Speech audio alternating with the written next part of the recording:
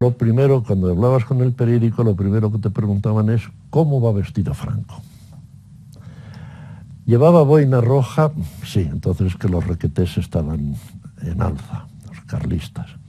No llevaba boina roja, pero llevaba el cuello de la camisa azul, por encima del uniforme militar, pues sí, entonces falangistas.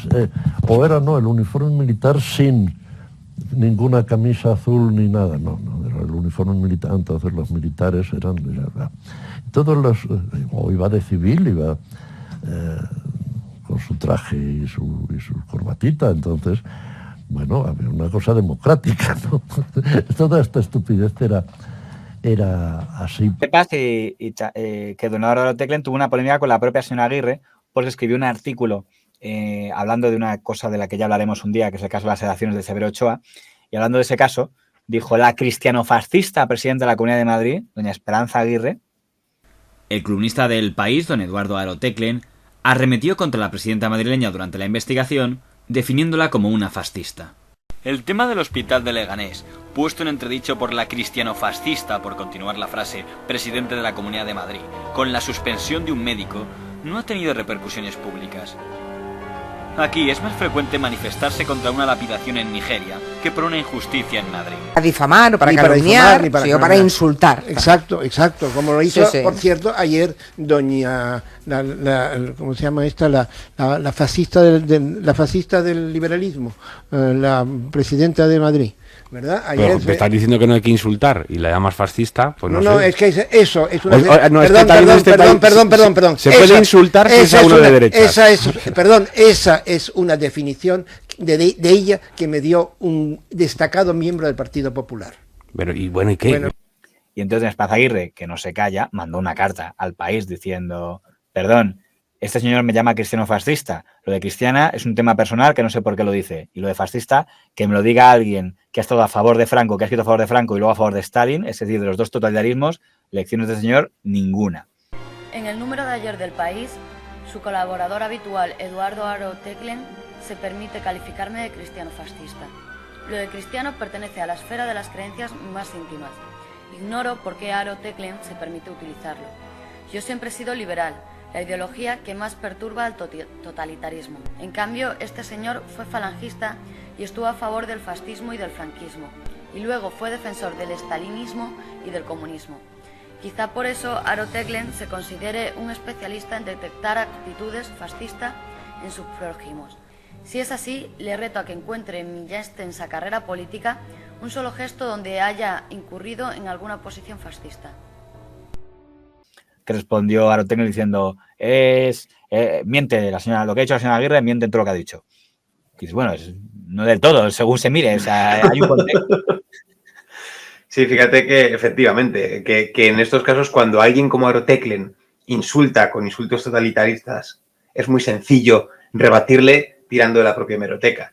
Pero me sorprende que él conteste con que miente, está mintiendo, pero sí es muy demostrable y es muy fácil, y es que solo tienes que tirar de los periódicos y de artículos como hemos tirado en el vídeo de hoy, ¿no?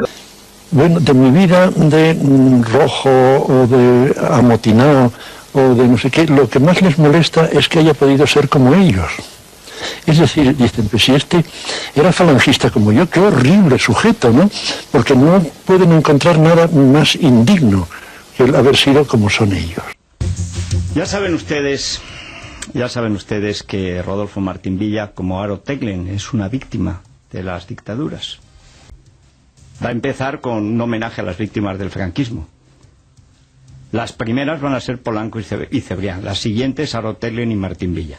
Va a ir por parejas. Yo creo que Eduardo, con la edad, el suicidio, los hijos y tal, se fue amargando y fue sacando, como había sido fascista, pues sacando una beta comunista y un poco histérica, es decir, una beta de denuncia. Y, bueno, aquí el chequista era él. Pero el problema de Haro Teclen es el de la propia degeneración de la izquierda. Triste esa polémica, es que yo entiendo que alguien como Esperanza Aguirre se remangue y conteste, luego ya escribe un artículo más largo a Teclen ya matizando de prefiero haber vivido de rodillas que haber, no sé, como reconociendo que había habido momentos de su vida en lo que había tenido que vivir de rodillas, pero luego me levanté, tal, como un poco como muy metafórico. Tiene una prosa brillante este hombre. En su siguiente columna, el señor Haro Teclen reflexionaba sobre aquel artículo que escribió elogiando al general Franco, que tantas veces le echaban en cara a sus enemigos. ¿Quién me hubiera dicho que los fascistas que me obligaban a escribir un artículo iban a ser los que pasado medio siglo me acusaran de fascista por haberlo escrito? ¿O sus herederos? No probé su fascismo. Nunca acusé. Utilicé una expresión de Estados Unidos de hoy para unas ciertas acciones, cristofascistas, y opiné que la ofensiva contra un médico de un hospital de Leganés por supuestas eutanasias, que no lo eran, era un acto cristofascista. La religión cristiana utilizada como represión sin pruebas, sin juicios. Cristofascista, claro. Pero lo triste es que salieron a escribir los pelotas. O sea, de repente, Jiménez de los Santos publicó en Libertad Digital fotos de Aro Teclen cuando era franquista, César Alonso de los Ríos en ABC, Aro Teclen, que fue muy tal. Hubo de repente como 5 o 6 artículos después de esa polémica. Digo, si ya se ha defendido ya muy bien, ¿por qué? Además lo he hecho bien, digo, ¿por qué tienen que salir 5 columnistas a responder a Aro Teclen? Otra Tomás Cuestas, creo que Gabriel Alvía, que era otro, todos, ha llamado el franquista este que fue franquista. Digo, ya lo que había que decir, ya lo he dicho ya muy bien. No hay necesidad de que salgan inmediatamente otros 5 a repetir lo mismo. Sí, sí la hay, por 2 motivos. Uno, porque es publicidad, y otro, porque es una forma también de la guerra particular, que se supone que no existe, pero existe entre medios. Se lo cuenta de don Eduardo Aro Teclen. O sea, que el columnista, digamos, creo que el único columnista diario de la última página de Visto y Oído, fuera a su despacho a pedirle que por favor no prescindiera sus servicios, no deja de sorprenderme cuando lo leí. Aro era, aparte de mala persona, era como suele suceder en cierto tipo de gente, era además un cobarde. Era un cobarde que a mí me hubiera decapitado el primer día de haber tenido poder.